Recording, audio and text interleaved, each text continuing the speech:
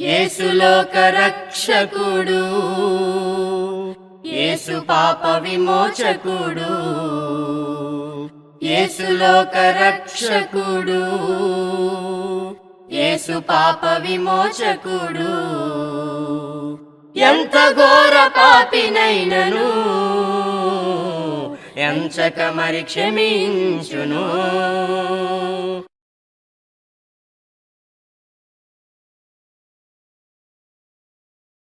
హృదయపూర్వకమైనటువంటి వందనాలు తెలియజేస్తున్నాము. దేవుని యొక్క మహాదయని బట్టి, కృపను బట్టి ఈ ప్రత్యేకమైనటువంటి ఆత్మీయ అభివృద్ధి కూడికలకు ప్రేమతో మిమ్మల్ని ఆహ్వానిస్తున్నాము. మొదటిగా ఈ మధ్య నన్ను నిలబెట్టినటువంటి మన దేవాది దేవునికి కృతజ్ఞతలు, స్తోత్రాలు ఇస్తున్నాము చెల్లిస్తూ ఈ యొక్క ప్రత్యేకమైన ఆత్మీయ అభివృద్ధి కూడికను ఏర్పాటు చేసినటువంటి స్థానిక క్రీస్తు సంఘ సభ్యులందరికీ, సువార్థికులుగా పనిచేస్తున్నటువంటి నన్ను ఆహ్వానించిన రమణ పాల్ గారికి, వారి కుటుంబానికి ప్రత్యేకమైన క్రీస్తు నామములో నా హృదయపూర్వక వందనాలు తెలియజేస్తున్నాను. రక్షణ పొందడం ద్వారా ఒక మనిషికి ఆత్మీయ జీవితం ప్రారంభం అవుతుంది. ఈ ఆత్మీయ జీవితం అనేది కాలం గడిచే కొలది అది అభివృద్ధి చెందుతూ ఉంటాయి. ఎలాగంటే ఒక చిన్న బిడ్డ పుట్టినప్పుడు అతడు నెలలు గడిచే కొలది ఎలా ఎదుగుతూ ఉంటాడో, అలాగే రక్షణ పొందినటువంటి వ్యక్తి తన ఆత్మలో దినదినము అభివృద్ధి పొందుతూ ఉంటారు, ఎదుగుతూ ఉంటారు. దీన్నే ఆత్మీయ అభివృద్ధి అంటారు. ఆత్మీయ అభివృద్ధి అంటే ఏ విషయాలు అభివృద్ధి చెందాలి అని అంటే మనం చూసాం. విశ్వాసంలో అభివృద్ధి, ఉపదేశంలో అభివృద్ధి, జ్ఞానంలో అభివృద్ధి, పరిశుద్ధతలో అభివృద్ధి, ప్రేమలో అభివృద్ధి, అలాగే కృపలో అంటే దాతృత్వం విషయంలో అభివృద్ధి. కొలస్సీలకు రాసిన పత్రిక 2వ అధ్యాయము 6వ వచనాన్ని 7వ వచనాన్ని మనం చూద్దాం. కావున మీరు అంగీకరించిన విధముగా వేరు పారిన వారై ఇంటి వలె కట్టబడుచు మీరు నేర్చుకునే ప్రకారముగా విశ్వాసమును స్థిరపరచబడుచు కృతజ్ఞతాస్తుతులు చెల్లించుటయందు విస్తరించుచు ఆయన నుండి నడుచుకునడి. ఇక్కడ ప్రభు యేసు క్రీస్తునందు విశ్వాసం ఉంచి రక్షణ పొందిన వారిని ఆయన ఎవరితో పోలుస్తున్నాడు అంటే ఇంటి వలె కట్టబడుచు. రక్షణ పొందిన వారిని వాళ్ళ ఆత్మీయ జీవితాన్ని దేనితో పోలుస్తున్నాడంటే ఇంటితో కట్టబడటంతో పోలుస్తున్నాడు. ఒక ఇల్లుని ఎలాగైతే కడతారో ఆత్మీయ జీవితాన్ని కూడా అలాగే కట్టుకోవాలి. వేరు పారిన వారే అంటే ఒక చెట్టు ఎలాగైతే వేరును తన్నుకొని నేలలో ఎలా పైకి ఎదుగుతుందో, అలాగే క్రీస్తు యేసునందు విశ్వాసం ఉంచిన వారు ఆత్మీయంగా కట్టబడాలి. ఆత్మీయంగా కట్టబడాలి.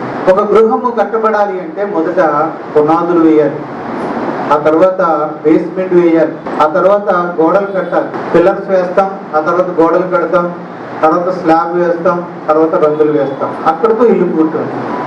అలా అంచెంచులుగా క్రమక్రమంగా ఎలాగైతే ఇల్లు కట్టబడుతుందో అలాగే ఒక విశ్వాసి యొక్క జీవితం కూడా క్రమక్రమంగా కట్టబడుతుంది. ఏ విశ్వాసి ఒకేసారి ఆత్మీయ అభివృద్ధిని సాధించలేడు. ఒక్కసారి ఎవరు సంపూర్ణులు కాలేరు. ఎవరు రాత్రికి రాత్రే ఇంటిని కట్టలేరు, పూర్తి చేయలేరు. అలాగే ఎవరు కూడా ఒక్క రాత్రుల్లో సంపూర్ణులు కాలేరు. ఇది కొన్ని రోజులు పట్టొచ్చు, నెలలు పట్టొచ్చు. ఇది క్రమక్రమంగా జరిగే ప్రక్రియ. ఎలాగైతే ఒక ఇంటికి పునాది వేసి రంగులు వేసే దాంతో క్రమక్రమంగా కట్టబడుతూ రంగులు వేసి చివరికి ఇల్లు పూర్తవుతుందో అలాగే విశ్వాస జీవితం అనేది.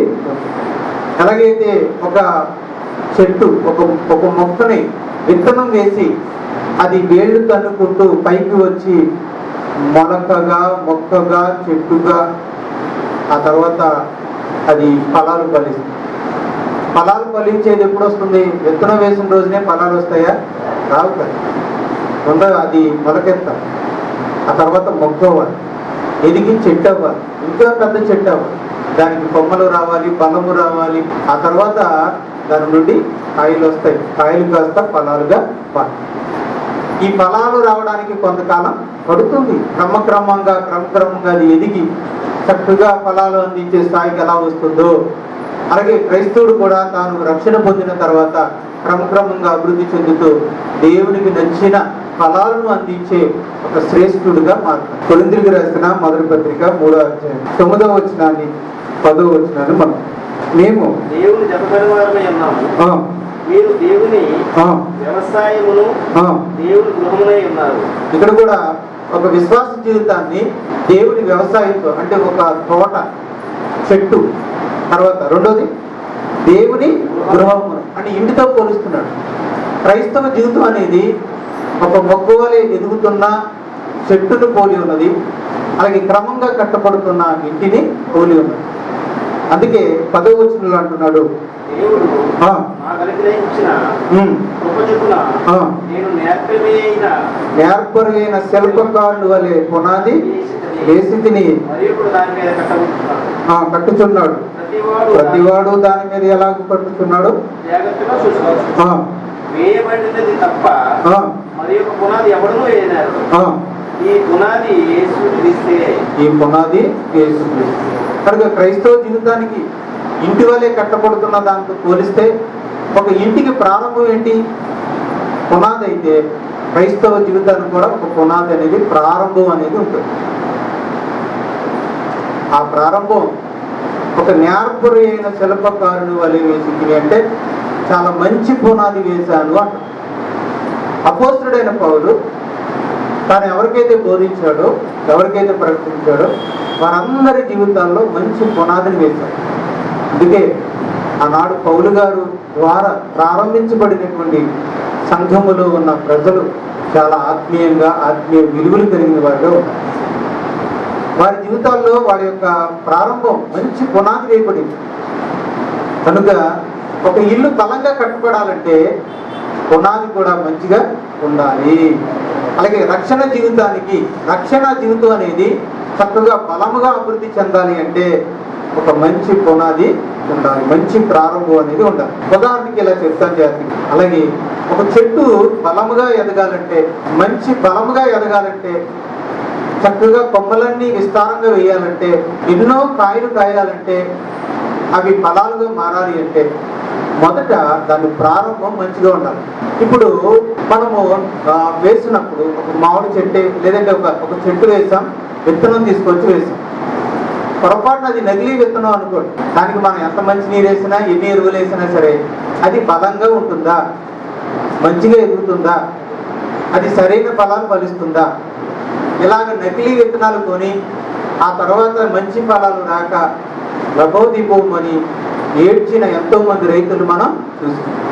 కనుక రైతు ఎంత కష్టపడినా ప్రారంభంలో విత్తనం సరిగ్గా లేకపోతే దానివల్ల ఎటువంటి ఉపయోగం లేదు. కనుక విత్తనం మంచిదే ఉండాలన్నమాట ప్రారంభం. అలాగే రెండోది చెప్తున్నా, విత్తనం మంచిదే కానీ నేలలో సారం లేదు. మరి ఇక్కడ అంతా కూడా ఎక్కడ చూసినా పచ్చదనం, సారవంతమైన నేల. ఎందుకంటే 2 నదుల మధ్య ఉన్నటువంటి ప్రాంతం కాబట్టి సారవంతమైన నేల కాబట్టి ఎక్కడ విత్తనం వేసినా వచ్చేస్తుంది. సో మాది కృష్ణా జిల్లా వైపు అనుకోండి, పొడి నేలలు ఉంటాయి, విస్తారమైన నేలలు ఉంటాయి. అక్కడ మనం విత్తనాలు వేసినా సరే అక్కడేమి మంచి మేలుకరమైన విత్తనాలు తీసుకొచ్చి అక్కడ వేసినా సరే అక్కడేమి. కాబట్టి మంచి విత్తనం అయితేనే సరిపోదు, మంచి నేల కూడా ఉండాలి.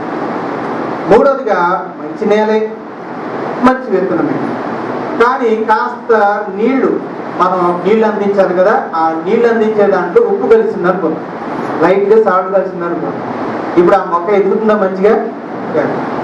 కాబట్టి ఒక మొక్క మంచిగా ఎదగాలి అంటే మొదట్లో దాని ప్రారంభం బాగుండాలి. ఒక మంచి విత్తనం ఉండాలి, నేలేమో మంచి సారంగా ఉండాలి, నీళ్ళేమో మంచి నీళ్లుగా ఉండాలి. ఈ 3 ప్రారంభంలో బాగా ఉంటే ఆ మొక్క చక్కగా బలంగా ఎదుగుతుంది, విస్తరిస్తుంది, బోల్డని కాయలు కాదు. అలాగే ఒక క్రైస్తవ జీవితం చక్కగా ఎదగాలంటే, బలంగా ఉండాలంటే, అభివృద్ధి చెందాలి అంటే, మంచి ఫలాలు దేవుని కొరకు ఫలించాలి అంటే ప్రారంభం కూడా బాగుండాలి. ప్రారంభం ఎంత బాగుంటే ఆ క్రైస్తవ జీవితంలో అభివృద్ధి కూడా బాగుంటుంది. క్రైస్తవ జీవితానికి అలా ప్రారంభం ఏంటి? హెబ్రీయులకు రాసిన పత్రిక 6వ అధ్యాయము 1-2 వచనాలు మనకు.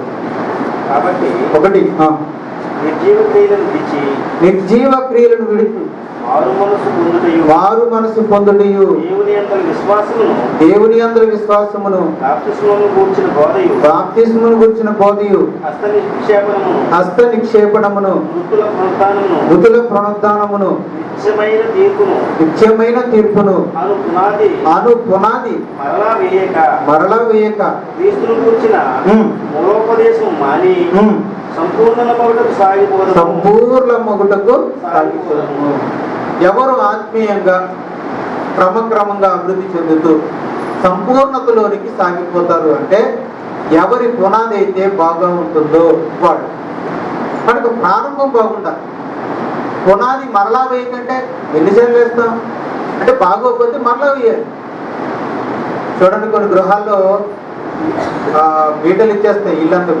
ఇప్పుడు ఏమని చెప్తారంటే ఇంజనీర్లు మీకు లాక్కోలేదండి, దీన్ని మొత్తం కొలాబ్ చేసి మరలా నూతనంగా పునాదులు వేసి కట్టుకోవాల్సిందని చెప్తారు.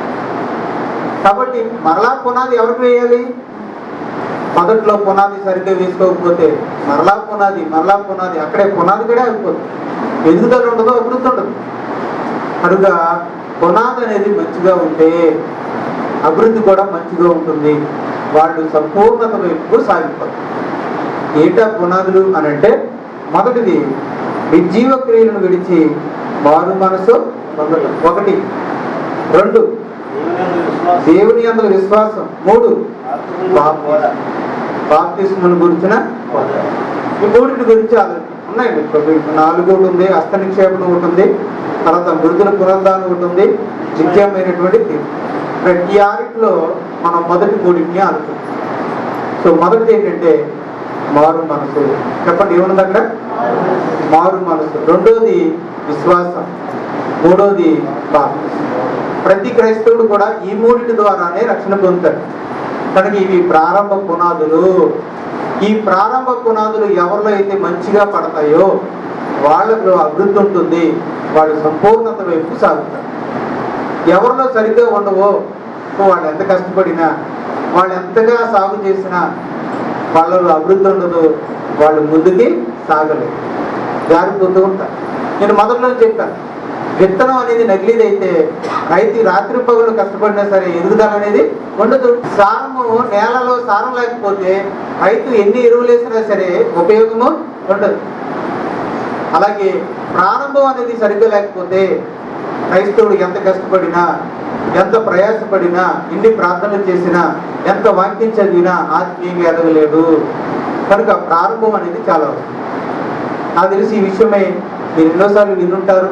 చక్కటి ఉపదేశకులు మీకు ఉన్నారు, వారి ద్వారా మీరు ఎన్నోసార్లు మీరు ఎంతో చక్కగా స్పష్టంగా వినే ఉంటారు.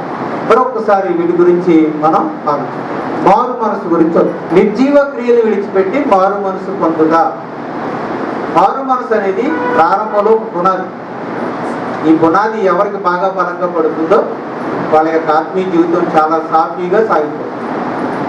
దీని గురించి అసలు మారు మనసు అంటే ఈ మారు మనసు ఏంటి అని చెప్పడానికి యేసుక్రీస్తు వారు చక్కటి ఉపమానంతో ఒక అధ్యాయం అంతా కూడా వివరించారు. దాన్ని ఇప్పుడు మనం చూద్దాం. లోకసువార్త అది ఎక్కడుంది అంటే లోకసువార్తలో ఉంది. లోకసువార్త 15వ అధ్యాయము 7వ వచనాన్ని మనం 99 మంది నీతిమంతుల విషయమే కలుగు సంతోషము కంటే మారు మనసు పొందు ఒక్క పాపి విషయమై పరలోకమందు ఎక్కువ సంతోషము. కనుక పరలోకములో తండ్రి దేని విషయమే ఎక్కువగా సంతోషపడతాడట? ఒక పాపి మారు మనసు పొందు. అలాగే 10వ వచనం, అటువలే మారు మనసు పొందు ఒక్క పాపి విషయమై దేవుని దూతల ఎదుట సంతోషము కలుగునని మీతో చెప్తున్నాను. ఎవరు సంతోషిస్తారు పరలోకంలో? దేవదూతలు, మరియు అంతకంటే ముఖ్యంగా దేవుడు దేని విషయమే సంతోషిస్తాడట? ఒక పాపి మారు. కనుక దేవుడు ఒక పాపిలో మారు మనసును కోరుకుంటున్నాడు. ఒక మనిషి పాపినని గ్రహించుకొని మారు మనసు పొంది దేవుని యొద్దకు వస్తే దేవునికి ఎంతో సంతోషం. కనుక దేవునికి అవసరమైనది, మనిషిలో దేవుడు కోరుకుంటున్నది మారు మనసు. అంటే మారు మనసు అంటే ఏంటి? మనం చక్కగా అర్థం చేసుకోవడానికి యేసు ప్రభు ఒక మంచి ఉపమానాన్ని చెప్పాడు. అది మనందరికీ తెలుసు. అదంతా కూడా తప్పిపోయిన కుమారుడు అనే ఉపమానం. అదంతా కూడా మారు మనసు అంటే ఏంటో అర్థం చేసుకోవడానికి యేసు ప్రభు చెప్పిన ఒక స్టోరీ. రైట్. ఆ కథలోకి మనం వెళ్తే అక్కడ ఒక తండ్రి ఉన్నాడు, ధనవంతుడైన తండ్రి ఉన్నాడు కదా. సో ఒక తండ్రికి 2 కుమారులు. రైట్. అందులో ఒక చిన్న కుమారుడు ఏం చేశాడు? తన ఆస్తిలో తండ్రి యొక్క ఆస్తిలో సగ భాగముని ఇమ్మని అడిగాడు. అడిగితే తండ్రి ఏం చేశాడు? అంటే చిన్న కుమారుడు తనకు రావాల్సినటువంటి వాటాని మరి బలవంతంగా లాక్కొని దాన్ని అమ్మేసి తన రూపంలోకి మార్చేసి వేరే దూరంగా ఉన్న ఒక దేశానికి, తన సరదాలకి సంతోషాలకి అనుకూలమైన ఒక దేశానికి అతడు అక్కడికి వెళ్ళిపోయి తన ధనాన్నంతటిని కూడా ఆ వ్యసనాలకి, దుర్వ్యసనాలకి, చెడు అలవాట్లకి ఖర్చు పెట్టేశాడు. కూర్చుని తింటే ఏమవుతుంటే కొండలు కూడా కరిగిపోతాయి అన్నట్టు ఎంతో పెద్ద మూట వేసుకుని వెళ్ళాడు. కూర్చుని మొత్తం తిన్నాడు, తాగాడు, వ్యసనాలకు వాడాడు, జోదాలకు ఉపయోగించాడు, స్నేహితులకు పెట్టాడు, వేశ్యలకు వాడేశాడు. ఇక దాంతో మెల్లగా కరుగుతూ ధనమంతా కూడా అయిపోయాడు. నిరుపేదగా మారాడు. తినడానికి తిండి లేని పరిస్థితి. ఒక యజమానుడి దగ్గరికి వెళ్ళి, ఒక ఆయన ఇంటి దగ్గరికి వెళ్ళి, అయ్యా నాకు ఏదైనా పన్నుండి ఇప్పించండి, ఆకలేస్తుందనంటే పందులుగా అనే పని అప్పించాడు. ఆ పందులు కాస్తూ మనకి ఆకలేసిందని ఆ పందులు తినేటువంటి పొట్టును తినాలి అని అనుకున్నాడు. అటువంటి దురావస్థలో ఉన్నప్పుడు అతనికి గ్రహింపు వచ్చింది. ఒక్కసారి తన ఇంటి వద్ద ఉన్న, తన తండ్రి ఇంటి వద్ద ఉన్న తన స్థానాన్ని, స్థితిని జ్ఞాపకం చేసుకున్నాడు. నా తండ్రి ఎంత గొప్పవాడు, ఆయన దగ్గర ఎంత పనివాళ్ళు ఉన్నారు, వాళ్ళందరూ రోజు కష్టపడుతున్నారు, ఎంత హాయిగా భోజనం చేస్తున్నారు. నా తండ్రి ఇంటి వద్ద భోజనం పళ్ళ వద్ద ఒక రాజకుమారుడు వల్లే నేను ప్రతిరోజు నాకు కావలసిన రకరకాల ఆహార పదార్థాలని తింటూ ఉండేవాడు. మరి ఈరోజు నేను ఒక పనివాడిగా, అది కూడా పందులు కాసే ఒక పనివాడిగా ఉండాల్సి వచ్చింది. అవి పందులు తినాల్సినటువంటి పొట్టుని తినే దౌర్భాగ్యమైన పరిస్థితులకు నేను వచ్చాను. ఆకలితో అలమటిస్తూ ఉన్నాను. ఏంటి నీ పరిస్థితి? నేను ఎందుకు ఇటువంటి దౌర్భాగ్య పరిస్థితులకు వచ్చాను అని ఆలోచించుకున్నప్పుడు తాను తప్పు చేశానన్న విషయం గ్రహించాను. ఏంటా తప్పు? తండ్రి వద్ద ఉండకుండా ఆస్తిని తీసుకుని దూరదేశానికి రావడం తను చేసినటువంటి. ఇక్కడ ఈ తప్పిపోయిన కుమారుడు తండ్రిని విడిచిపెట్టి వచ్చిన ఈ కుమారుడు మనిషిని సూచిస్తున్నాడు. మనిషి కూడా దేవునికి దూరంగా వెళ్ళిపోయాడు. దేవుని దగ్గర నుంచి ఈ కుమారుడు ఏం తీసుకుని వెళ్ళిపోయాడు? ధనాన్ని, ఆస్తినంతా, తనకు రావాల్సిన ఆస్తినంతా తీసుకొని దూరదేశానికి వెళ్ళిపోయాడు. అలాగే మనిషి కూడా దేవుని దగ్గర ఆస్తిని తీసుకున్నాడు. ఏంటి ఆస్తి అంటే? పరిశుద్ధత, నిత్య జీవము, దేవుని కుమారత్వము, ఇవన్నీ కూడా మనిషి తీసుకొని లోకానికి, దేవునికి దూరంగా వెళ్ళి లోకంలో జీవించడం మొదలుపెట్టాడు. అక్కడ ఆ కుమారుడు తన దుర్వ్యసనాల ద్వారా, దుర్వ్యాపారాల ద్వారా ఆస్తినంతా ఎలాగైతే పాడు చేశాడో చూద్దాం ఒకసారి. 13వ వచనం చూడండి. కొన్ని దినమైన తర్వాత ఆ చిన్న కుమారుడు సమస్తము దోచుకుని దూరదేశంలో ప్రయాణమైపోయి అక్కడ తన ఆస్తిని దుర్వ్యాపారం వల్ల పాడు చేశాడు. కనుక అలాగే మనిషి కూడా ఏం చేశాడు? తన యొక్క చెడ్డ కార్యాల ద్వారా, పాప కార్యాల ద్వారా తనకున్న పరిశుద్ధతని, దేవుడితో ఉన్న సహవాసాన్ని, దేవుడిచ్చిన నిత్య జీవాన్ని పాడు చేసుకున్నాడు. ఎవరా మనిషి అంటే? మనం అందరం కూడా ఏం చేసాము అంటే దేవుని యొక్క పరిశుద్ధతని, దేవుడిచ్చిన నిత్య జీవాన్ని, దేవుడితో ఉన్నటువంటి సహవాసాన్ని, ఆయనతో ఉన్నటువంటి రిలేషన్షిప్ని, సంబంధాన్ని మనం చేసిన పాప కార్యాల ద్వారా, అసహ్యమైన కార్యాల ద్వారా, విరోధముగా ఆయనతో చేసినటువంటి కార్యాల ద్వారా మనం పాడు చేసుకున్నాం. ఇది నిజం. ఆ తప్పిపోయిన కుమారుడు ఎలాగైతే తండ్రి యొక్క ఆస్తిని పాడు చేశాడు, అలాగే మనం కూడా దేవుడిచ్చిన పరిశుద్ధతను పాడు చేసుకున్నాం, దేవుడిచ్చినటువంటి సంబంధాన్ని పాడు చేసుకున్నాం, దేవుడిచ్చిన నిత్య జీవాన్ని పోగొట్టుకున్నాం. ఆ తప్పిపోయిన కుమారుడు ఆ పందులు కాసే సమయంలో బుద్ధి వచ్చి గ్రహించుకున్నాడు, తప్పు చేశానన్న విషయం గ్రహించుకున్నాడు. అలాగే మనిషి ఎప్పుడు గ్రహించుకుంటాడు? మనిషి లోకంలో తనకు నచ్చినట్టుగా జీవించినంత కాలం అది గ్రహించుకోలేదు. ఎప్పుడైతే క్రీస్తు సువార్త వినపడుతుందో, రక్షణ సువార్త అనేది ఎప్పుడైతే అతను వింటాడో అప్పుడు అతని యొక్క రక్షణ సువార్త వలన తాను పాపినన్న విషయాన్ని గ్రహించుకుంటాడు. చూడండి, కొరింథీ ఇది ఎలాగో వచ్చాడు. కొరింథీయులకు రాసిన మొదటి పత్రిక 14:24. అయితే అందరూ ప్రవచించుచుండగా అవిశ్వాసి అయినను ఉపదేశం పొందని వాడైనను లోపలికి వచ్చిన యెడల అందరి బోధ వలన తాను పాపినని గ్రహించి అందరి వలన విమర్శించబడును. అప్పుడు అతని హృదయ రహస్యములు బయలుపడును. ఎప్పుడు ఒక మనిషి లోకంలో తాను ఈ బోధ రక్షణ సువార్త ఎన్నంత వరకు మనిషికి ఎటువంటి గ్రహింపు ఉండదు. కానీ ఎప్పుడైతే రక్షణ సువార్తను వింటాడో, ఎప్పుడైతే ఈ జీవగల దేవుని యొక్క వాక్యాన్ని వింటాడో అప్పుడు అతని యొక్క హృదయ రహస్యాలు బయటపడతాయి. తాను పాపునన్న విషయాన్ని గ్రహిస్తాడు. కనుక అలాగే రక్షణ సువార్త వల్ల పాపినన్న విషయాన్ని గ్రహించుకుంటాం. రైట్. ఇప్పుడు తప్పుకైన కుమారుడు ఏం చేశాడు? గ్రహించుకుంటాం. 18-19. నేను లేచి నా తండ్రి వద్దకు వెళ్ళి, తండ్రి, నేను పరలోకమునకును నీకును విరోధముగా నీ ఎదుటను పాపము చేసి తిని ఇక మీదట నీ కుమారుని అర్పించుకొనుటకు యోగ్యుడును కాను. నన్ను నీ కూలి వారిలో ఒకరిగా పెట్టుకొనమని అతనితో చెప్పుదననుకొని లేచి తన తండ్రి వద్దకు వచ్చాను. సో మొదటిగా ఆ తప్పిపోయిన కుమారుడికి బుద్ధి వచ్చినప్పుడు ఏం చేశాడు అంటే, తాను పాడు చేసుకున్న లోకానుసారం అంటే తాను పాడైపోయిన ఆ దేశాన్ని విడిచిపెట్టి ప్రేమగల తండ్రి దగ్గరికి వచ్చాడు. అంటే ఆ దేశం వైపు నుంచి తండ్రి వైపుకి తిరిగాడు. రెండవదిగా తండ్రికి విరోధంగా పాపం చేశానని ఒప్పుకుంటున్నాడు, పశ్చాత్తాపడుతున్నాడు. మూడవదిగా నీకు కుమారుడిగా ఉండే అర్హత నాకు లేదు అని ఒప్పుకుంటున్నాడు. నాలుగవదిగా నీ పనివాడిలో ఒకరిగా నన్ను పెట్టుకో, ఇక్కడి నుంచి నీకు పనివాడిగా ఉండి నీకు సేవ చేస్తాను అంటున్నాడు. ఇవి 4. ఒక మనిషి ఎప్పుడైతే తాను పాపని గ్రహించారో లోకం వైపు నుండి జీవం గల దేవుని వైపు తిరుగుతాడు. రెండవదిగా పరలోకపు తండ్రికి విరోధంగా పాపం చేశానని నిజాయితీగా ఒప్పుకొని పశ్చాత్తాపడతాడు. మూడవదిగా ఆ దేవాది దేవుని ఎదుట నిలబడటానికి కూడా నాకు అర్హత లేని వాడిని అని అంగీకరిస్తాడు. తను తాను తగ్గించుకుంటాడు, దీనుడిగా మారుతాడు.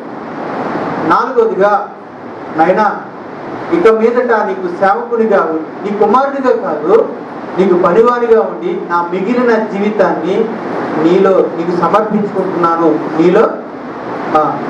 నేను ఇక మీదట నా ఈ జీవితాన్ని నా ఇష్టానుసారముగా కాక మీ చిత్తమునకు అప్పగించుకుంటున్నాను.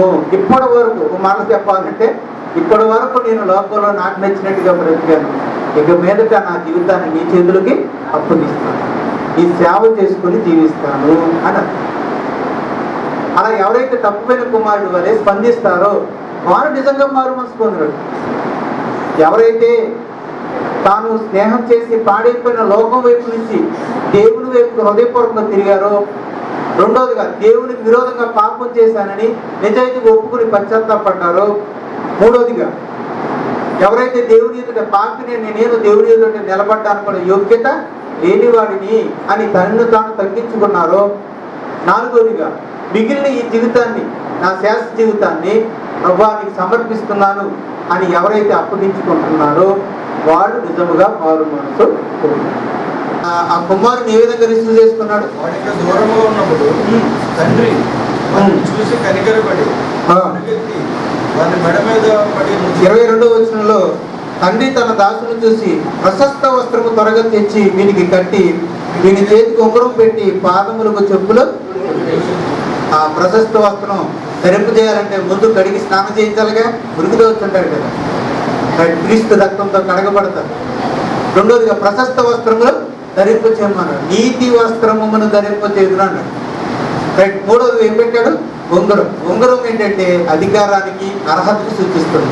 ఉంగరము కుమారత్వానికి, ఇక నుంచి నువ్వు సేవకుడు కాదు నేను నాకు కుమారుడివి. మరలా కుమారుడిగా స్వీకరిస్తున్నాడు. కుమారుడిగా ఉండే అర్హతను పోగొట్టుకున్నాడు. పనివాడిగా ఉండడానికి కూడా అర్హత అతనికి లేదు. చెప్పు అతనికి అన్న సరే ఎందుకు వెళ్ళిపోలేదు తప్ప పనివాడిగా ఉండే యోగ్యత కూడా అతనికి లేదు. అలాంటి వ్యక్తికి ఉంగరం పెట్టి తన కుమారుడిగా స్వీకరిస్తున్నాడు. అలాగే దేవాది దేవుడు ఎవరైతే మారు మనసు పొంది దేవుడి దగ్గరికి వస్తారో అలాంటి వారిని క్రీస్తు రక్తంతో కడిగి పవిత్రపరుస్తారు. నీతి వస్త్రమును ధరింపజేస్తారు. ఉంగరమును పెట్టి తన కుమారుడిగా స్వీకరిస్తారు. అంటే పరలోక తండ్రి స్పందించాలి. మన వైపుకు పరిగెత్తుకుంటూ వచ్చి మనల్ని కౌలించుకుని ముద్దు పెట్టుకోవాలంటే, రెండోదిగా క్రీస్తు రక్తంతో కడిగి మనల్ని పవిత్రపరచాలి, పరిశుభ్రపరచాలి అంటే, మూడోదిగా నీతి వస్త్రమును మనకి ధరింపు చేయాలి అంటే, నాలుగోదిగా ఉంగరం పెట్టి మనల్ని కుమారుడిగా స్వీకరించాలి అంటే మనం మారు మనసు హృదయపూర్వకంగా మారు మనసు పొంది దేవుని దగ్గరికి ఎప్పుడైతే అలా వస్తామో అప్పుడు ఆ పరలోక తండ్రి ఎలా భావిస్తాడు? 24వ వచనం, ఈ నా కుమారుడు చనిపోయి మరలా బ్రతికెను, తప్పిపోయి దొరికినని చెప్పాను. అంతటా వారు అంతటా వారు సంతోషింపసాగారు. కనుక తప్పిపోయి తిరిగి వచ్చిన కుమారుని సూచిస్తూ తన తప్పును తాను తెలుసుకొని పశ్చాత్తాపడి తిరిగి వచ్చిన కుమారుని చూస్తూ ఆ తండ్రి అంటున్నాడు, ఈ నా కుమారుడు చనిపోయి తిరిగి బ్రతికాడు. అంటే చచ్చి బ్రతికిన వారితో సమానం మారు మనసు. ఎవరైతే మారు మనసు పొందుతారో వాళ్ళు చచ్చి బ్రతికిన వారితో సమానం దేవుని ఎదుట. అందుకే చచ్చిన వాడు తిరిగి బ్రతికినందుకు ఈ కథలో ఉన్న తండ్రి ఎలా సంతోషపడ్డాడో అలాగే పరలోకమందులో ఉన్న తండ్రి కూడా ఎంతో, ఏ బిడ్డని ఈ భూమి మీద చనిపోయాడు, కనక్షకు తగిలింది, చచ్చిపోయాడు అని బయట పెట్టేసినప్పుడు మరలా గట్టిగా గుద్దినప్పుడు ఆ బిడ్డ మళ్ళీ బ్రతికితే ఆ తల్లిదండ్రులు ఎంతగా సంతోషిస్తారో, చావు బ్రతుకుల కాడికి వెళ్ళిన బిడ్డ హాస్పిటల్ నుంచి మరలా సజీవంగా తిరిగి వస్తే ఆ తల్లిదండ్రులు ఎంత సంతోషిస్తారో, అలాగే పరలోక తండ్రి కూడా ఎవరైతే మారు మనసు పొందిన వారు చచ్చి బ్రతికిన వారు కనుక వారిని చూసి చాలా చాలా సంతోషిస్తారు. కనుక దేవుడు పాపిని మనిషిని ఏం కోరుకున్నాడు? మనిషిలో మారు మనసు. కనుక మారు మనసు అనేది ఎవరిలో బలంగా ఉంటుందో వాళ్ళకి మంచి పునాది పడినాడు, మంచి పునాది పడ్డాడు. కనుక ప్రేమైన దేవుని వల్ల మీరు మంచి పునాది వేసుకున్నారా? ఈ సమయంలో ప్రేమించారు. ఎన్నో సమయంలో దేవుని సేవకులు మిమ్మల్ని ప్రోత్సహించే ఉంటారు, మారు మనసు పొందండి అని. మరి మీరు బలమైన మారు మనసు అనే పునాదిని వేసుకున్నారా? మీరు నిజంగా హృదయపూర్వకంగా లోకాన్ని అసహించుకుని దేవుని వైపు తిరిగారా? దేవుడికి విరోధంగా పాపం చేశానని ఒప్పుకొని పశ్చాత్తాపడ్డారా? మీ పాపాన్ని బట్టి మిమ్మల్ని మీరు తగ్గించుకున్నారా? నాలుగోదిగా మీ జీవితాన్ని ప్రభువా నా హృదయపూర్వకంగా నా శ్రేష్ఠ జీవితాన్ని సమర్పించుకుంటున్నాను అని సమర్పించుకున్నారా? అలా అయితే మిమ్మల్ని బట్టి దేవుడు సంతోషిస్తాడు. మీ జీవితంలో మీరు మంచి పునాది వేసుకున్నవాడు అవుతారు. చక్కటి మీ తదుపరి మీ ఆత్మీయ జీవితం మంచిగా సంపూర్ణత వైపు సాగుతాం. చూద్దాం, దీన్ని ప్రాక్టికల్గా చూద్దాం. ఇప్పుడు దాకా మనం స్టోరీ ద్వారా చూసాం. ఒక చిన్న నిజమైన సంఘటన ద్వారా మనం ఈ మారు మనసు అనే విషయాన్ని చూద్దాం. లోకసు వార్తలో ఉంది. లోకసు వార్త 7వ అధ్యాయము 36వ వచనం నుంచి ఒక సందర్భం ఉంది. ఈ సందర్భం ఏంటంటే, పరలోక రాజ్యము సమీపించి ఉన్నది, మారు మనసు పొందుడి అనే ఒక మెయిన్ సబ్జెక్టుతో యేసు ప్రభు సువార్తను ప్రకటించుకుంటూ గ్రామానికి వెళ్తారు. అలాగే ఒకనొక గ్రామానికి వెళ్ళి అక్కడ కూడా ఈ రాజ్య సువార్తను ప్రకటించిన తర్వాత ఆ గ్రామంలో సీమోను అనే ఒక పరిసయ్యుడు ఉన్నాడు. అతడు యేసుక్రీస్తు వారి యొక్క బోధన విని సంతోషించాడు. అతను ఆయనకున్న ఫాలోయింగ్ని చూశాడు. మరి దేని బట్టు తన ఇంటికి ఆహ్వానించి భోజనం పెట్టాలి అని అనుకున్నాడు. యేసు ప్రభుని ఆహ్వానించాడు. కానీ ఇంటిలోకి ఆహ్వానించినప్పుడు సరైన గౌరవ మర్యాదలు ఏం చేయలేదు. ఆయన కడుక్కోవడానికి, కాళ్ళు చేతులు కడుక్కోవడానికి నీళ్ళేమీ ఇవ్వలేదు. ఆయన తలకు నూనె అంటలేదు. తర్వాత వాళ్ళ యూదుల ఆచార్య ప్రకారంగా కౌలించుకుని ముద్దు పెట్టాలి, ముద్దు కూడా పెట్టాలి. అంటే ఎక్కడో చిన్న చూపు యేసుక్రీస్తు అంటే మరి ఆ జనాన్ని బట్టి, స్వస్థత కార్యాలను బట్టి, ఆయనకున్న జ్ఞానాన్ని బట్టి ఆహ్వానించాడు. కానీ ఎక్కడో నేను పరిసయ్యుడిని, యేసు ప్రభు పరిసయ్యుడు కాదు, ఆ పరిచయంలో ఒకటి కాదు, ఏదో బోధకుడు, చిన్న బోధకుడు అన్న ఒక చిన్న ద్వేషము, ఒక ఎడబాటు, అంతరాయతనం అనేది కనబరిచాడు. మరి సీమోను యేసుక్రీస్తుని ఆహ్వానించినప్పుడు ఒక మర్యాద అనేది ఉండాలి కదా, అదేమీ చూపించలేదు. ఏ మర్యాద ఇవ్వకుండా యేసు ప్రభు లోపల ఆహ్వానించి భోజనం పెట్టేసి యేసుక్రీస్తు వారు శిష్యులు భోజనం చేస్తున్నారు. ఈ సమయంలో ఆ ఊరిలో ఉన్నటువంటి ఒక పాపాత్మురాలని స్త్రీ వచ్చిందట. 37 వచ్చింది. ఒక స్త్రీ యేసు పరిసని ఇంట భోజనములకు కూర్చున్నాడని తెలుసుకుని ఒక బుట్టిలో అసలు తీసుకొని వచ్చి వెనక తట్టు ఆయన పాదముల యొక్క నిలవబడి ఏడ్చుచు కన్నీళ్లతో ఆయన పాదములను కడిగి తన తల వెంట్రుకలతో తుడిచి ఆయన పాదములను ముద్దు పెట్టుకుని ఆ అత్తరు వాటికి పూసాడు. ఈ సమయంలో ఆ గ్రామంలో ఒక పాపాత్మురాలైన స్త్రీ, ఆ పాపాత్మురాలైన స్త్రీ ఆ యొక్క సందర్భంలో ప్రవేశించింది. సీమోను ఇంట యేసుక్రీస్తు వారు భోజనం చేస్తున్నాడు అన్న విషయాన్ని విని అక్కడికి వచ్చింది.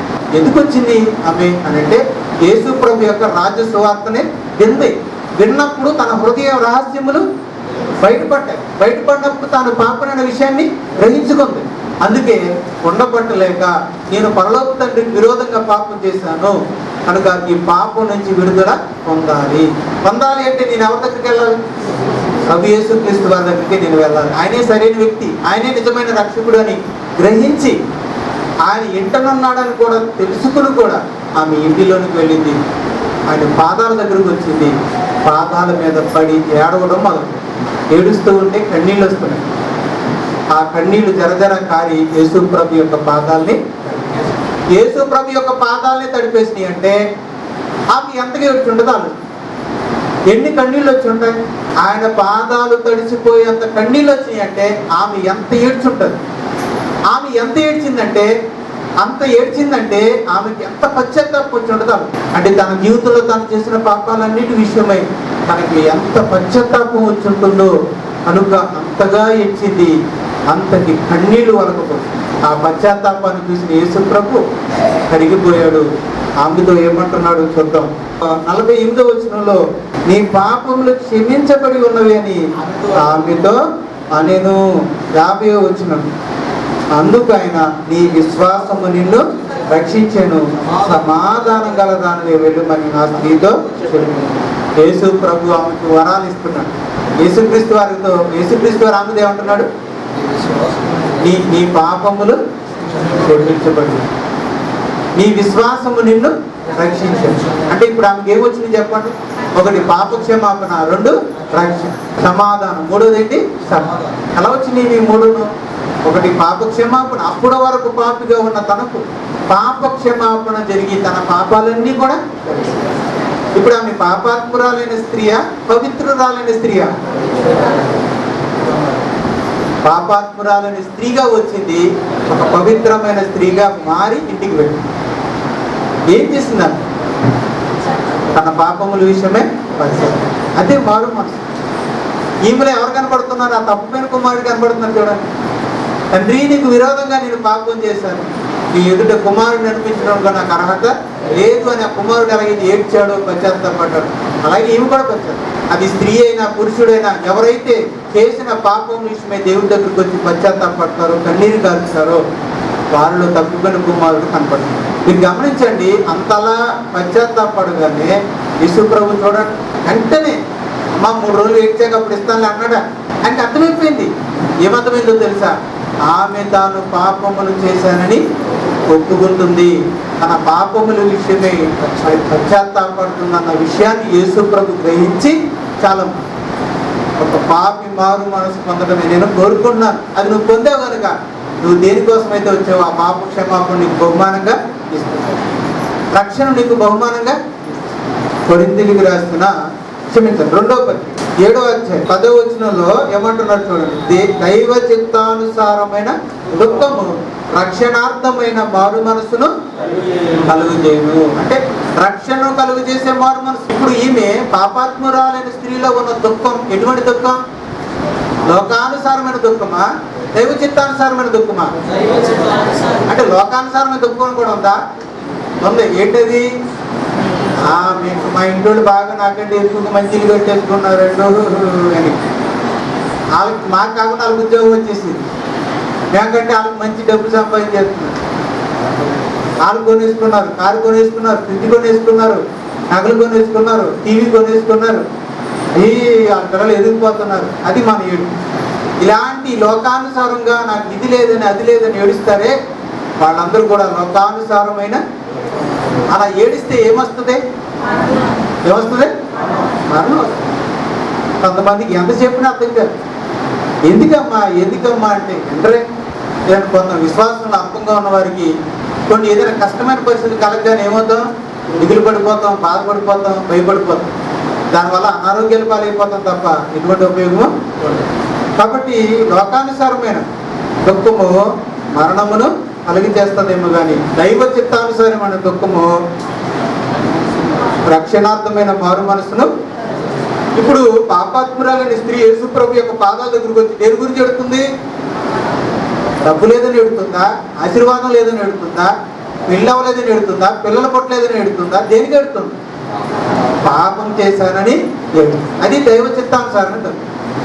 దానికి బహుమానం యేసుప్రభు ఏమిచ్చాడు? రక్షణ ఇచ్చాడు. అదే రక్షణార్థమైన మారు మనసు అంటే. ఆ దైవ చిత్తానుసారమైన దుఃఖం ఆమెలో మారు మనసును కలిగించింది. ఆ మారు మనసు నుండి ఏమొచ్చింది? రక్షణ. ఒక పాలుని తోడు పెడితే పెరుగు వస్తుంది. ఆ పెరుగుని చిరిగితే ఏమొస్తుంది? వెన్న వస్తుంది. అలాగే దైవ చిత్తానుసారమైన దుఃఖంలో నుంచి మారు మనసు పడుతుంది. మారు మనసులో నుంచి రక్షణ అనేది వస్తుంది. అంటే మారు మనసు లేకుండా రక్షణ రాదా? రాదు. ఎలా అంటే చెప్తారు. ఇప్పుడు ఎవరింటికి వచ్చారు యేసు ప్రభు? పరిచయుడైన సీమోను. ఇప్పుడు ఆ స్త్రీకి రక్షణ వచ్చిందే, ఎందుకు ఆహ్వానించిన సీమోను ఇంటికి రక్షణ వచ్చిందా? రాలేదు. ఎందుకు రాలేదు? అమ్మా, మారు మనసు లేదు. మారు మనసు ఎందుకు రాలేదు? అది కూడా ఆలోచించాలిగా. దైవ చిత్తానుసారమైన దుఃఖం అతనిలో లేదు. ఎందుకు లేదు? అయితే చూద్దాం. లోకస్వార్త 7వ అధ్యాయము 39. ఆయన తెచ్చిన పరిచయుడని చూసి 7:39 అండి. ప్రవక్త అయిన యెడల ముట్టుకున్న ఈ స్త్రీ ఎవరిదో ఎటువంటిదో ఎరుగెను. ఇది పాపాత్మురాలు అని తనలో తాను నేను పాపాత్ముడును అని గ్రహించాడా? ఈమె పాపాత్మురాలు అని గ్రహించాడా? ఆమె అవతల వాళ్ళు పాపులని మనం గ్రహించినంత కాలం మనలో దైవ చిత్తానుసారమైన దుఃఖం రాదు. పరిచయుడైన సీమోను తన ఎదుటి ఉన్న స్త్రీలో ఉన్న పాపాన్ని గుర్తించగలిగాడు కానీ తన హృదయంలో ఉన్న పాపాన్ని గుర్తించలేకపోయాడు. అందుకే ఏం రాలేదు? దైవ చిత్తానుసారమైన దుఃఖం రాలేదు. అందువల్ల మారు మనసు రాలేదు. అందువల్ల రక్షణ కూడా. యేసు ప్రభు వారిలో ఉన్న మత్తస్వార్థం అలా అని ప్యూరా అంటే వీళ్ళ పాపమే లేదా అంటే యేసు ప్రభు చెప్తున్నాడు వీళ్ళ గురించి. మత్తస్వార్థ 23వ అధ్యాయము 27వ వచనం. 23:27. శాస్త్రులారా మీరు సున్నము కొట్టిన సమాధులను కోరి ఉన్నారు. సున్నము కొట్టిన సమాధుల్ని కోరి ఉన్నారు. అవి వెలుపల శృంగారముగా అగపడుచు లోపల చచ్చిన వారి ఎముకలతోనూ సమస్త కల్మషముతోనూ నిండి ఉన్నవి. అలాగే మీరు వెలుపల మనుషులకు నీతిమంతులుగా అగపడుతున్నారు కానీ లోపల వేషధారణతోనూ అక్రమముతోనూ వాళ్ళ యథార్థ స్థితిని యేసు ప్రభు చెప్తున్నాడు. మీరు పైకి నీతిమంతులుగా కనబడుతున్నారు కానీ లోపల వేషధారణతోనూ అక్రమంతోనూ కల్మషంతోనూ కుళ్ళిపోయిన ఎముకలతో నిండి ఉన్నారు. మీరు హృదయంలో కుళ్ళిపోయిన స్థితిని చూడలేని స్థితిలో సీమోను తన హృదయంలో ఉన్న భయంకరమైన పాపాన్ని చూడగలిగే స్థితిలో ఎవరున్నారు? ఆ పాపాత్మురాలైన స్త్రీ. అందుకనే పరిచయని ఏమన్నాడు తెలుసా? గుడ్డివారులారా. మేము గుడ్డివాళ్ళు ఏంటి అని అంటారు యేసుప్రభు. మేము గుడ్డివాళ్ళమా? అవును, మీరు గుడ్డివాళ్ళే. చూడని వారు చూచుడుకును, చూచుచున్నవారు గుడ్డివారు ఉడుకుని నేను వచ్చాను. నిజంగా పాపులు, వేశ్యలు, సొంకళ్ళు వాళ్ళు గుడ్డివాళ్ళు. కానీ యేసు ప్రభు బోధ ద్వారా వాళ్ళు చూశారు వాళ్ళ పాప స్థితి. నిజంగా చూస్తున్నాం, మాకు లేఖనాలన్నీ తెలుసు అనుకున్న వాళ్ళు గుడ్డివాళ్ళు అయిపోయారు. చూడలేని స్థితిలోకి వెళ్ళిపోయారు. మత్తయి సువార్త 21వ అధ్యాయము, మత్తయి సువార్త 21వ అధ్యాయము 31వ 21:31. అంతటి వారు మొదటి వారే అండి ఆ. శంకరులను 21:31 శంకరులను వేశ్యలను మీకంటే ముందుగా దేవుని రాజ్యంలో ప్రవేశించుదురని మీతో నిశ్చయముగా. గమనించండి, ఇక్కడ యేసు ప్రభు పరిశీలతో మాట్లాడుతున్నాడు. ఎవరితో? ఏమని? మీకంటే ముందుగా శంకరులు వేశ్యలు లోపలికి వెళ్ళిపోతారు. ఏ లోపలికి? దేవుని రాజ్యంలోనికి ప్రవేశిస్తారు మీకంటే ముందు. కానీ మీరు బయట ఉంటారు. ఎలా? ఇప్పుడే చూసాం కదా, పాపాత్మురాలైన స్త్రీ తన పాపాన్ని గ్రహించి ఒప్పుకొని మారు మనసు పొంది రక్షణ పొంది దేవుని రాజ్యంలోకి ప్రవేశించింది. కానీ పరిచయుడైన సీమోను మాత్రం పాపినని ఒప్పుకొనలేదు, మారు మనసు పొందలేదు, రక్షణ రాలేదు. కనుక ఎక్కడున్నాడు? ఇప్పుడు బయటే ఉన్నాడు. ఒక సొంకరి, ఒక వేశ్యము మారు మనసు పొంది లోపలికి వెళ్ళిపోయింది. ఒక పరిచయుడు మాత్రం మారు మనసు పొందక బయటే ఉన్నాడు. అడుగా ప్రియమైన దేవుని వారు. అందుకే కింద అంటున్నాడు చూడండి, 32వ వచనం. యోహాను నీతి మార్గమున మీ యొద్దకు వచ్చెను, మీరు అతను నమ్మలేదు. అయితే శంకరులను వేశ్యలను అతను నమ్మిరి, మీరు అది చూసి అతను నమ్మనట్లు పశ్చాత్తాపడక. యేసుప్రభు చెబుతారు, దేవుని రాజ్యంలోకి మీరు ఎందుకు ప్రవేశించలేదంటే, ఒకటి నమ్మలేదు, రెండోది పశ్చాత్తాపడు. కానీ వేశ్యలు శంకరులు నమ్మారు, తమ పాపముల విషయమే పశ్చాత్తాపడు, అందుకే వాళ్ళు ప్రవేశించారు. కనుక దేవుని రాజ్యంలో ప్రవేశించడానికి మారు మనసు చాలా అవసరం. అది ఎంత బలముగా వేసుకుంటే అంత మంచి పునాది మనకు పడాలి. ఓకేనా? ఇంకోటి నేను 3 పునాదులు అని చెప్పాను. ప్రారంభం మంచిగా ఉండాలంటే, ఒకటి మారు మనసు, రెండోది దేవుని యందు విశ్వాసము, 3 బాప్తిస్మం పొందుతారు. సో విశ్వాసం, రెండోది ఏంటి? విశ్వాసం. దేవుని యందు విశ్వాసము, అలాగే ఆయన కుమారుడైన క్రీస్తునందును విశ్వాసం. రైట్. మీ అందరికీ విశ్వాసము మనం అంటే నమ్మడం. మనం ఏం నమ్ముతున్నాం అనేది విశ్వాసం. ఇప్పుడు నేను కొన్ని విషయాలు చెప్తున్నాను, మరి ఇది రెఫరెన్స్లు కాకుండా కొన్ని మనకు తెలిసిన విషయాలే చెప్తున్నాను. జాగ్రత్త. నిజంగా దేవుడు ఉన్నాడని నమ్మడం విశ్వాసం. ఆ దేవుడు పరిశుద్ధుడు, సర్వశక్తిమంతుడని నమ్మడం. ఆ దేవుడే ఈ సమస్త సృష్టిని, ఈ సమస్త మానవుల్ని సృజించాడని నమ్మడం విశ్వాసం. ప్రతి మనిషి, దేవుడు సృష్టించిన ప్రతి మనిషి పాపం చేయడం వలన దేవుని ఉగ్రతని, మరణాన్ని, శాపాన్ని, నరక శిక్షని తెచ్చుకున్నాడని నమ్మడం విశ్వాసం. నశించిపోతున్న ఈ మనిషిని రక్షించడానికి తండ్రి అయిన దేవుడు తన కుమారుడిని యేసుక్రీస్తుని ఈ లోకానికి పంపించాడని నమ్మడం.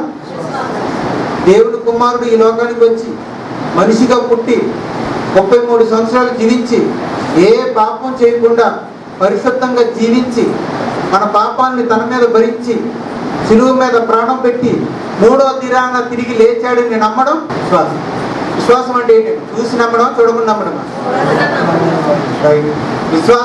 విశ్వాసం ఉంచేదానికి ఖచ్చితంగా ఒక సందేహం ఉంటుంది, అలాగే నమ్మటం ఉంటుంది. మీరు సందేహిస్తారా, నమ్ముతారా అనే దానికి ఆధారం. ఉదాహరణకి యేసు ప్రభు మనలాంటి శరీరాన్ని ధరించుకుని వచ్చాడు అని అంటారు. నమ్ముతారా, నమ్మరా? అవునా, నిజంగానా? దేవుని కుమారుడు మనలాంటి దేహాన్ని ధరించుకుని వస్తాడా? అది ఎలా కుదురుతుంది అని అంటారు కొంతమంది. మీరు నమ్ముతున్నారా లేదా? అది విశ్వాసం. నిజంగా మనలాంటి మనిషిగా వచ్చాడని నమ్మడం. మనలాంటి దాహం వేసింది, ఆకలి వేసింది, అలసిపోయాడు, మేకులు కొడితే ఏమొచ్చింది? అమ్మా ఆలోచనే రక్తం వచ్చింది ఆయనకి. రక్తమే కదా. కాబట్టి మనలాంటి రక్త మాంసం కలిగిన దేహాన్ని ధరించుకున్నాడు అని నమ్మడం విశ్వాసం. రెండోది, జీవితకాలంలో ఒక్క పాపం కూడా చేయలేదు. ఒక్క పాపం కూడా చేయలేదు. అది సాధ్యమా ఇది అనుకునే అవకాశం ఉందా? లేదు, ఉంది. అయినా సరే మీరు నమ్మారనుకోండి, దాన్ని ఏమంటాం? విశ్వాసం. మూడోది, మన పాపముల ప్రాయశ్చిత్తం కొరకు శిలువ మీద ప్రాణం పెట్టాడు అని నమ్మడం. అవునా? ఆయన చనిపోతే మన పాపముల ప్రాయశ్చిత్తం అవడం ఏంటి? అని సందేహించే అవకాశం ఉందా లేదు? సందేహించే అవకాశం ఉన్నా సరే లేదు, ఆయన ప్రాణం పెట్టింది నా పాపంలో ప్రాయశ్చిత్తం కోసం అని నమ్మడం ఏమవుతుంది? విశ్వాసం. ఏ మనిషి అయినా చనిపోయి తిరిగి లేస్తాడా? కానీ యేసు ప్రభు మూడో దినాన్ని తిరిగి లేచాడని నమ్మడం విశ్వాసం. కనుక సందేహిస్తున్నారు. ఈ లోకంలో అందరూ నమ్ముతున్నారా? కొందరు సందేహిస్తున్నారు. చాలా మంది సందేహిస్తున్నారు, కొంతమంది మాత్రమే నమ్ముతున్నారు. అలా నమ్మే ఈ లోకంలో నీవు కూడా ఇది నిజమే, ఇది నిజముగా దేవుడు జరిగించిందే అని నువ్వు నమ్మితే అది విశ్వాసం. ఆ విశ్వాసానికి దేవుడు ఇచ్చే గిఫ్ట్ రక్షణ. అసలు రక్షణ ఎలా వస్తుంది? మనం ఏం చేయడం వల్ల వచ్చిన రక్షణ, మనం ఏదో చేయడం వల్ల వచ్చిన బహుమానం, జీతం అయితే కాదు. మన క్రియల వలన వచ్చిన జీతం కాదు. మన మంచితనం వల్ల మనం తెచ్చుకున్నది కానే కాదు. కేవలం నమ్మని ఈ అజ్ఞాన లోకంలో నువ్వు నమ్మినందుకు, కేవలం నమ్మినందుకు ఆ మాట ఎందుకు చెప్తున్నానంటే అంతే. నీకు రక్షణ ఎందుకు ఇచ్చాడు అంటే నువ్వేదో గొప్ప వ్యక్తివానో లేదా మంచి వ్యక్తివానో, నీ అంత గొప్ప యోగ్యత లేని వాళ్ళు ఉన్నారనో కాదు, మిగతా వాళ్ళ కంటే నువ్వు యోగ్యుడు అనో కానీ ఈ లోకంలో నమ్మని ఈ లోకంలో నువ్వు నమ్మేవాడు నిజంగా కాదు. వాక్యం చూడండి, ఎఫెసీయులకు రాసిన పత్రిక, ఎఫెసీయులకు రాసిన పత్రిక 2వ అధ్యాయం. రైట్, అదేనండి, అది చూద్దాం. ఎఫెసీయులకు రాసిన పత్రిక 2వ అధ్యాయము 8. మీరు విశ్వాసము ద్వారా కృపచేతనే రక్షించబడి ఉన్నారు, ఇది మీ వలన కలిగినది కాదు, దేవుని వరం. అంటే వరానికి జీతానికి తేడా ఏం చెప్పు? గిఫ్ట్కి జీతానికి తేడా ఏం చెప్పు? పని చేస్తే వచ్చేది జీతం, మరి బహుమానం ఏమి చేయకుండా అభిమానంతో ఇచ్చేది వరం, బహుమానం. కనుక దేవుడు మనకి రక్షణని బహుమానంగా ఇచ్చాడే తప్ప ప్రతిఫలంగా అయితే ఇవ్వలేదు. మరి మనకి బహుమానంగా ఎందుకు ఇచ్చాడు? మనం అంటే మనలో ఏమైనా యోగ్యత ఉందనా? అంటే మిగతా మనుషులందరూ ఆయన కలగజేసుకున్న మనుషులే కదా, ఆయన బిడ్డలే కదా, మరి మనకు మాత్రం ఎందుకు ఇస్తున్నాడు? వాళ్ళకంటే ఏదైనా ప్రత్యేకత మనలో ఉందనా? వాళ్ళకంటే మనలో ఏమైనా యోగ్యత ఉందనా? అది కదా. మనలో ఏం చూసి ఇచ్చాడు? కేవలం చూడండి, దేవుడు ఇక్కడ ఒక ప్రామిస్ చేసుకున్నాడు. 1 కొరింథీ 1వ అధ్యాయము ఇక్కడ చెప్తున్నాడండి ఆ విషయాన్ని. 1వ అధ్యాయం 21వ వచనం. దేవుని జ్ఞానానుసారముగా 1 కొరింథీ 1:21. దేవుని జ్ఞానానుసారంగా లోకము తన జ్ఞానం చేత దేవుని ఎరుగకుండినందున సువార్త ప్రకటనను వెర్రితనము చేత నమ్ము వారిని రక్షించుట దేవుని దయాపూర్వక సంకల్పమాయను. ఈ లోకం తన జ్ఞానం చేత, తనకున్న జ్ఞానం చేత సువార్తని వెర్రితనంగా, పిచ్చితనంగా చూస్తున్న ఈ లోకంలో నువ్వు మాత్రం అది సత్యం అని నమ్మేవు కనుక ఆ నమ్మకాన్ని చూసి దేవుడు నీకు బహుమానంగా ఇచ్చాడు. అంతే, అంతకంటే ఏమీ కాదు. ఏంటి మిగతా వాళ్ళకంటే మనలో ఉన్న స్పెషల్ ఏంటి అంటే అందం కానీ, చందం కానీ, యోగ్యత కానీ మరి ఏమైనా కాదు. మిగతా వాళ్ళు కూడా చూసి ఒకసారి చెప్పమంటారు, లోకంలో మనకంటే మంచి వాళ్ళు ఉంటారా? లేదు, ఉంటారా? చాలా వెరీ గుడ్, బాగా ఒప్పుకున్నారు, ఒప్పుకోరేమో. నిజమండి, మనకంటే మంచి వాళ్ళు ఉండదు, మనకంటే మంచి అలవాట్లు, మనకంటే మంచిగా మాట్లాడేవాళ్ళు ఉండరు, పద్ధతి, మర్యాద, గౌరవం అనేవాళ్ళు ఉన్నారు, అబద్ధం ఆడిన వారు కూడా ఉన్నారు. మరి వాళ్ళకి ఇబ్బంది, మనకి ఇచ్చాడేంటి? మనం వాళ్ళకంటే పాపలు కదా. మరి ఎందుకు ఇచ్చాడు? 1 మారు మనసు పొందామని, 2 విశ్వాసం ఇచ్చాడు. విశ్వాసాన్ని చూసి అంటే వాళ్ళు నమ్మడం లేదు, నువ్వు నమ్మావు. నేను అడుగుతున్నాను, ఎవరైనా మీరు నమ్మినందుకు మీకు ₹1,00,000 బహుమానంగా ఇచ్చారా? మీరు ఒక ధనవంతుడిని నమ్మారండి, నమ్మినందుకు నువ్వు నన్ను నమ్మేవు కదా నువ్వు, అందుకే నీకు ₹1,00,000 బహుమానంగా ఇస్తానని ఎప్పుడైనా ఇచ్చాడా? ఎవరు కదా. కానీ మరి దేవుడు నమ్మినందుకు ఎంత ఇచ్చాడు? వెలకట్టలేని రక్షణని బహుమానంగా ఇచ్చాడు. కాబట్టి దాన్ని జీతం అంటారా, వరం అంటారా? నేను విశ్వసించాను కనుక ఇచ్చాడు అని అంటారా? విశ్వాసం ఉంచితే ₹1 కూడా ఇవ్వకూడదు. కనుక విశ్వాసానికి ప్రతిఫలం ఏం రాదండి. విశ్వాసం ఉంచినందుకు మనం కనికరించబడితే దేవుడు మనకి ఉచితంగా బహుమానంగా ఇచ్చాడు. అందుకే రేపు పరలోకానికి వెళ్ళాక నేను సంపాదించుకున్నాను పరలోకంలో ప్లేస్ని అని అనడానికి ఎవరికైనా అవకాశం ఉందా? లేదు. పరలోకానికి వెళ్ళిన వాళ్ళు ఎవరైనా సరే ఇది నాదండి, నేను కట్టుకున్నానండి అని ఎవరు మాట్లాడలేరు. దేవుడు ఎక్కడ కూర్చోబెడితే అక్కడ కూర్చుంటాడు. అంతేనా? చివరి బెంచ్లో కూర్చోబెట్టాడు అనుకోండి దేవుడు, ఏమంటాం మనం? చాలరా బాబు దేవుడు అనుకుంటారా? లేదు. కానీ అదేంటో పరలోకానికి వెళ్ళాక చివరి బెంచ్లోనైనా కూర్చోడానికి ఇష్టపడతారు, కానీ చర్చిలో మాత్రం అంటే ఇక్కడ ఎలా ఉందో తెలీదు, చెప్తున్నాను. కొన్ని చోట్ల అలా ఉంటుంది. పరలోకంలో ఏమనుకుంటాం? లాస్ట్ బెంచ్ ఇచ్చినా చాలండి అనుకుంటాం. కానీ చర్చిలో అయితే అగ్రస్థానమును కదా ముందు కూర్చోబెట్టాలి, నన్ను కనపరచాలి, సంఘంలో నేను ఫస్ట్ పర్సన్ అన్నట్టు చూపించాలని కొందరు ఆరాటపడతారు. ఇలా అన్నారని ఎవరు గాయపరచబడదు. కానీ అంటున్నాను ఎందుకు మరి అక్కడ పరలోకములో మనకి లేని ఆ స్వభావం ఇక్కడ ఎందుకు? సంఘంలో సంఘము కూడా ఇమేజ్ ఆఫ్ ఇదే పరలోకానికి ప్రతిబింబం. ఈ ప్రతిబింబంలో కూడా మనం ఎలా ఉండాలి? వెనక వారిగా ఉండాలి, ముందు వారిగా ఉండాలి. వెనక వారిగా ఉండాలి. దేవుని రాజ్యంలో కూడా మనం చక్కగా సింపుల్గా ఉండాలి, వెనక్కి ఉండాలి. అంటాడంట ఇండి యజమానుడు వచ్చి అప్పుడు ఏమంటాడంటే అక్కడ కూర్చున్నాడు కనుక ఆ విందు యజమానుడు వచ్చి ముందుకు పిలిచి ఆయన రప్పించాలి. కానీ నువ్వే ముందు వెళ్ళిపోయామనుకో ఏం చేస్తాడు దేవుడు? అప్పుడు విందు యజమానుడు ఏం చేస్తాడు? ముందు నీకంటే ముఖ్యమైన వ్యక్తి వచ్చిన కనుక నేను చెప్తున్నానండి, సంఘంలో మీరు ఎదగాలంటే కింద ఉన్నాను. కింద ఉంటే దేవుడు మిమ్మల్ని పైకి తీసుకొస్తాడు. మీ అంతటా మీరు పైకి రావాలనుకున్నారు అనుకోండి, మెల్లగా దేవుడు మిమ్మల్ని వెనక్కి.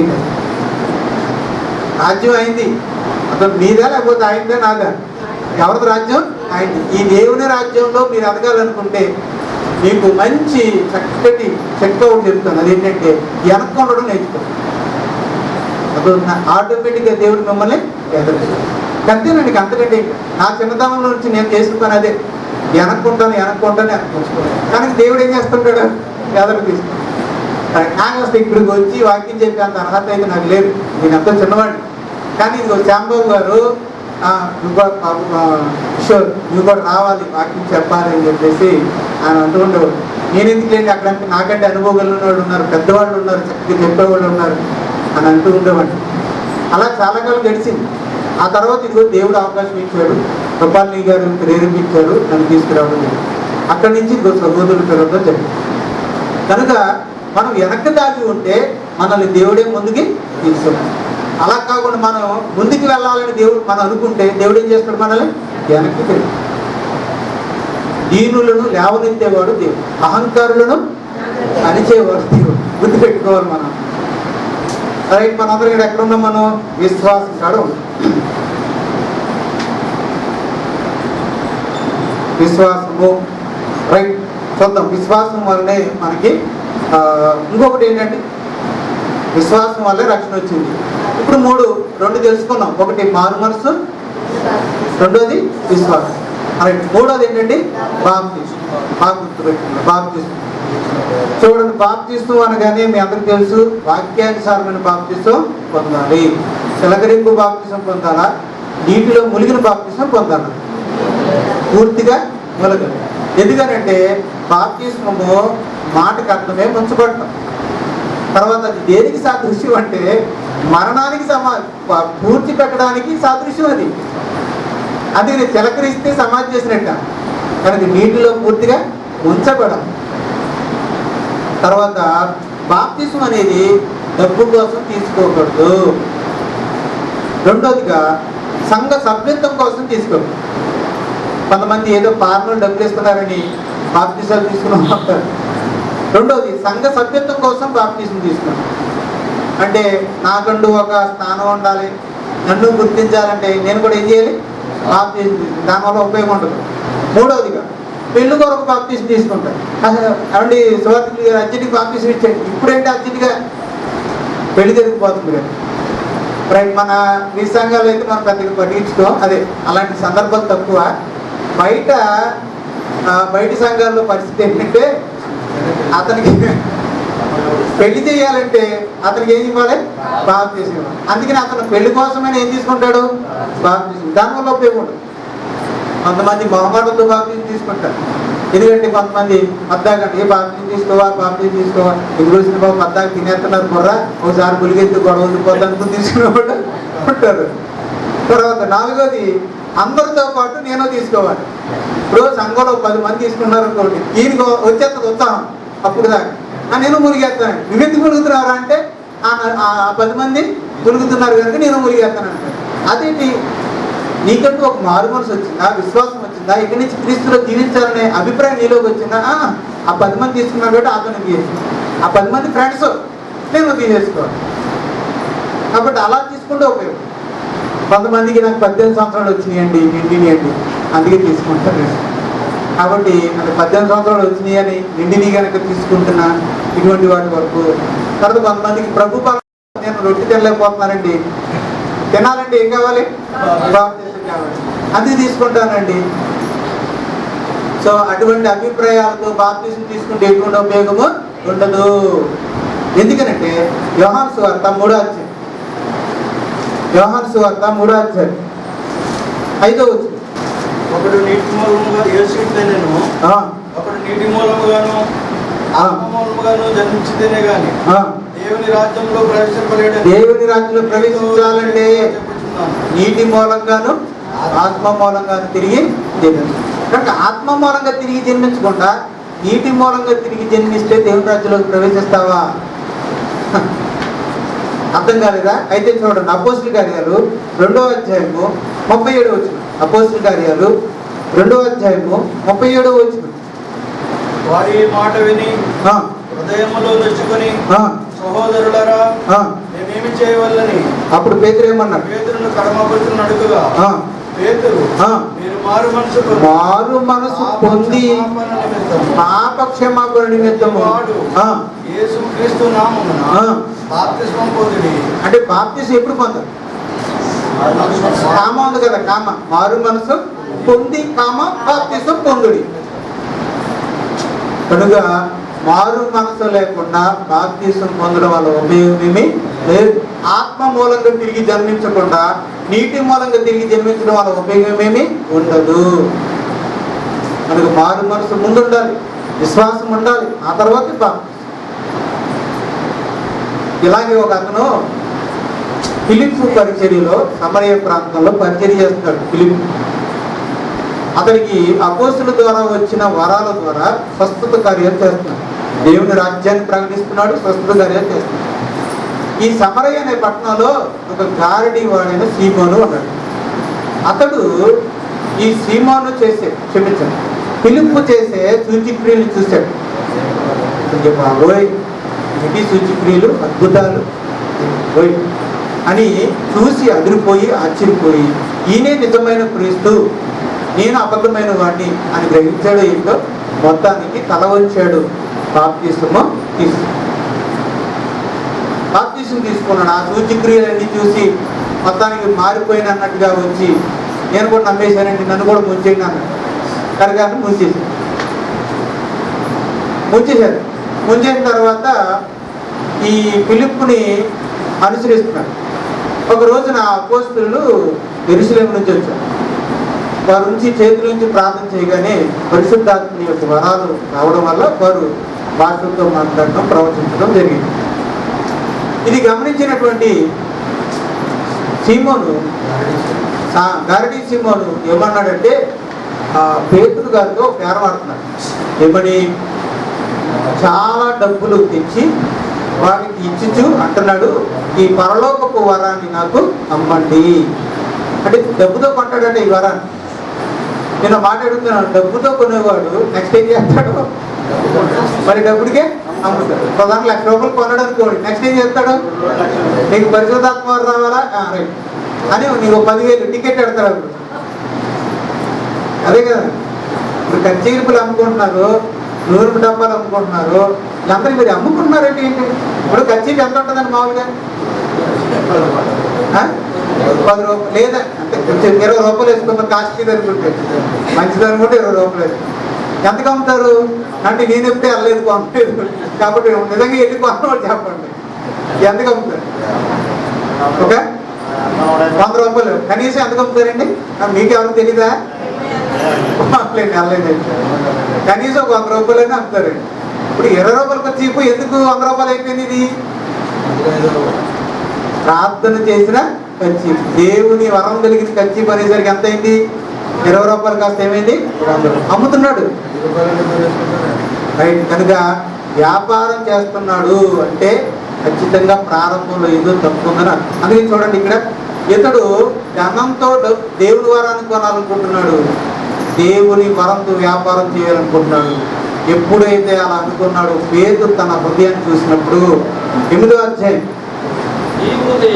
21వ వచనం, నీ హృదయము 8వ అధ్యాయం 21వ వచనం, నీ హృదయం దేవుని ఎదుట అరేది కాదు కనుక ఈ కార్యమందు నీకు పాలు పంపులు లేవు.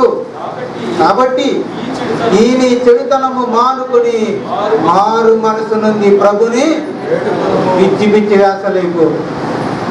హృదయాన్ని కప్పుతో పెట్టుకుని వచ్చి ఏదో ఏమి తెలియనట్టుగా నమ్మినట్టుగా బాప్తిసం తీసేసుకున్నావేమో, పప్పులేం కొడుకోవు, వెళ్ళి నీ హృదయం సరిగ్గా లేదు, వెళ్ళి కడుక్కో. మారు మనసు పొందిరా. కనుక మారు మనసు పొంది హృదయపూర్వకంగా దేవుని తిరగకుండా బాప్తిసం తీసుకుంటే దానివల్ల ఉపయోగం.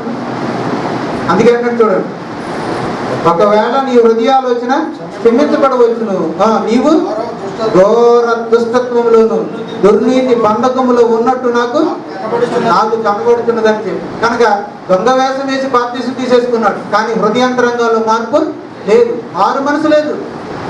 పేతురు అంటున్నాడు, పిచ్చి పిచ్చి వేషాల సేవ అంటే పరలోకంలో నీకు పాలు పంపులు ఉండవు, మొదటి వెళ్ళి మారు మనసు పొందిరా. ఒకవేళ నువ్వు మారు మనసు పొందితే దేవుడు నిన్ను క్షమించి కలుపుకుంటాడేమో, అది ఆయన ఇష్టం. నా చేతిలో కూడా ఏమీ. కనుక ప్రియమైన దేవుని వాళ్ళారా, దొంగ వేషం వేసుకుని బాప్తిసం తీసుకుని లోపలికి వచ్చేసేవాడు వీళ్ళందరూ కూడా ఎలాంటి వాళ్ళు అంటే, ఇలాంటి వారి గురించి బైబిల్ ఏం చెప్తుందంటే, ఆ దొంగతనముగా ప్రవేశించిన కపట వీళ్ళ ద్వారానే దేవుని రాజ్యానికి ఆటంక, అవమానాలు, రకరకాల ఇబ్బందులు. చూడండి, రాగానే ఏం పెట్టాడు? దేవుని వరాన్ని దేంతో కొనడం మొదలెట్టాడు? డబ్బు అంటే డబ్బుతో వ్యాపారం చేయాలనుకున్నాడు అంటే వాడు కపటంగా ప్రవేశించిన వాడు. డబ్బుకే ప్రాధాన్యతనిస్తున్నాడు అంటే అది దేవుని సేవకుడైనా విశ్వాసైనా సరే డబ్బుకు ప్రాధాన్యతనిస్తున్నాడు. దేవుని విషయాల్ని వ్యాపారం చేయాలి అనుకుంటున్నాడు అంటే అతడు దొంగతనంగా ప్రవేశించిన కపట సహోదరుడు. అలాంటి వాళ్ళందరూ మారు మనసు లేకుండా బాప్తిసం తీసుకుని దేవుని రాజ్యంలోకి ప్రవేశించారు. వాడు గొరిచర్మమును వేసుకున్న ఉంటున్నక్కం. కనుక వద్దండి, మారు మనసు లేకుండా బాప్తిసం వల్ల ఉపయోగము లేదు. కనుక మారు మనసుతో కూడిన బాప్తిసం వల్లనే రక్షణ వస్తుంది. చెప్పండి, పునాదులు ఏంటండి? మారు మనసు, రెండోది విశ్వాసము, మూడోది బాప్తిసం. ఈ మూడు ఎవరైతే మంచిగా ఉంటాయో వాళ్ళ ప్రారంభం అద్భుతంగా ఉంటుంది, వాళ్ళ అభివృద్ధి కూడా పుష్కలంగా ఉంటుంది. వాళ్ళు బలంగా ఎదుగుతారు, ఎత్తుగా ఎదుగుతారు, విస్తరిస్తారు, మంచి ఫలాలు పడతారు. మీ ఆత్మీయ జీవితంలో చక్కగా అభివృద్ధి చెందాలంటే మీ ప్రారంభం బాగుండాలి. మీ ప్రారంభం ఎలా ఉంది? మీరు నిజంగా ఇలాగే విశ్వసించారా? మీరు జీవితంగానే మారుమనసు పొంది దేవుని వైపు తిరిగారా? మీ జీవితాన్ని ప్రభుత్వం హృదయపూర్వకంగా సమర్పించుకున్నారా? మీరు వాక్యానుసారంగా బాప్తిసం తీసుకున్నారా? ఒక్కసారి ఆల్రెడీ మీకు ఈ జీవితంలో జరిగిపోయి ఉంటే ఒకసారి మీ ప్రారంభాన్ని ఒకసారి పునఃపరిశీలించుకోండి. మీరు పునాదులు ఎలా వేసుకున్నారు? బలంగా వేసుకున్నారా? బలహీనంగా? ఒకవేళ బలహీనంగా ఉంటుంటే మారు మనసు పొంది నిజంగా దేవుని వైపు మంచి పునాదులు మీరు వేసుకోండి, ప్రార్థన చేసుకోండి. దేవుడు మిమ్మల్ని దీవించి ఆశీర్వదిస్తాడు. మంచి అభివృద్ధికి దేవుడు. అసలు మాకు మారు మనసే లేదు, ఇంకా బాప్తిసమే లేదు, రక్షణే లేదు అనుకుంటే ఈ రోజే దేవుని వైపు తిరగండి. మారు మనసు ద్వారా బాప్తిసం తీసుకుంటే మీ విశ్వాసాన్ని బట్టి దేవుడు మీకు రక్షణే అందిస్తాడు.